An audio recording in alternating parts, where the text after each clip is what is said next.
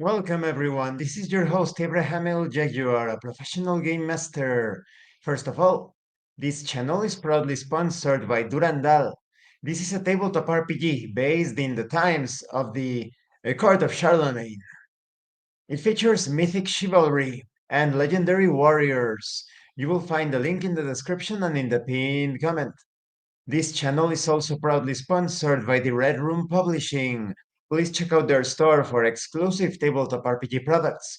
They have recently released New Flesh, a future noir tabletop RPG where cyberpunk meets biological horror. You will find it in their website. The link will be in the description and in the pinned comment. This channel is also proudly sponsored by Dead Tree Studios, the publishers and developers of Dames of Asstoria, a tabletop role-playing game where you play as monster girls, experiencing high adventure in a world that doesn't fully accept them. They have recently released Daughters of Lamb. This is a pay-what-you-want tabletop RPG where you play as cybernetic nuns with guns, looking for the missing pieces of their AI god. You will find it in their website. The links will be in the description and in the pinned comment. This channel is also proudly sponsored by the Era Zone Inquest prototype tabletop RPGs. This Kickstarter features a collection of scene format tabletop role-playing games ready to play, but with minimal artwork and playtesting. It's a wild collection of ideas covering everything from science fantasy, science fiction, horror, you name it. The link will be in the description and in the pinned comment. Today, I wanted to share some tips on how to run comedy tabletop role-playing games. Specifically, two tips. It's not that easy when it comes to comedy RPGs. The comedy could fall flat. Sometimes, I would say in almost all of the sessions, there are some unintentionally funny moments. But what happens when you actually want to intentionally introduce those comedy elements, right? These are two tips that will make things a lot easier. The first tip, always exaggerate things in a serious way. When it comes to comedy, it's not enough to apply exaggeration and handle some ridiculous moments, some situations. You also need to add a touch of seriousness. That's the funniest thing. Some of the funniest moments in comedy and sometimes in real life is when someone is completely serious, but he is being so ridiculous about something. And we've had all of those moments. There isn't anyone that is perfect, so you should enjoy those unintentional comedic moments. But in comedy tabletop RPGs, you can actually intentionally introduce these situations. For example, let's say that you have created a character and his weapon is the spoon, right? He's very serious about the art of spoon fighting. He uses spoons for everything. When he fights, instead of throwing the opponent, like you would usually not throw the opponent by using a martial arts throw or projection or something, he tries to scoop up the opponent, right? And it's ridiculous. That's not possible. Maybe he grabs inserts the spoon under the sole of the opponent's foot, and he catapults him. Or maybe this sounds a bit how you say touching the sensitive areas down there, but maybe he places the spoon underneath the opponents in the middle of the legs, and he's picks him up. And there are actually some wrestling moves. You have seen them when the opponent grabs the fighter, the opponent down there and takes the enemy by the shoulder and tosses him, right? But you could be using the spoon for everything, for pushing, for shoving. If somebody is shooting at you, like it's the enemy has like a firearm and he starts shooting at you, it's like a comedic superhero game type of setting, and you use the spoon as a shield. You're blocking all of the bullets with the spoon, right?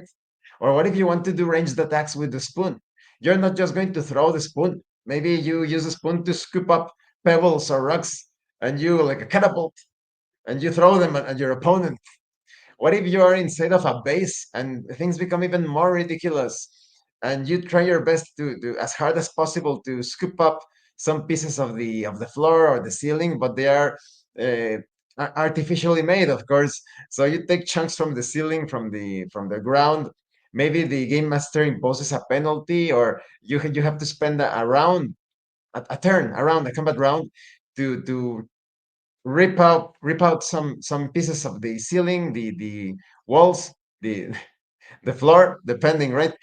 To throw them at the opponent, and maybe now they deal more damage. What if the floor is made out of ridiculous, like cement? It's a cement floor, some really hard material, concrete, and you're using a very powerful spoon, a spoon that is perhaps unbreakable, and you're very strong, so you can actually take chunks from the ground and throw them at the opponent, and they deal even more damage. That's just an example, right? So always when you try to add those elements of ridiculousness, have them the character doing that, being quite serious about it. It's like that movie, the house, the Mystery Men. It has some examples, right? You have the Blue Raja using a forks as weapons, and the shoveler that uses shovels. But they're very serious about it. It's their superhero discipline, their craft, their art. The other tip: betray expectations in a ridiculous way. In comedy, that surprise, that moment when we were expecting something and something completely different happens, but not only is it completely different, it is very ridiculous. And that's when the laughter comes out so naturally. I'll give you an example. In one of my games, using the anime gag system, there was this character that, well, the player characters were not exactly sure if they should trust that non-player character. And they were in this like a cemetery type of area, and they were fighting. And suddenly they noticed that the suspicious individual was nowhere to be seen, nowhere to be found.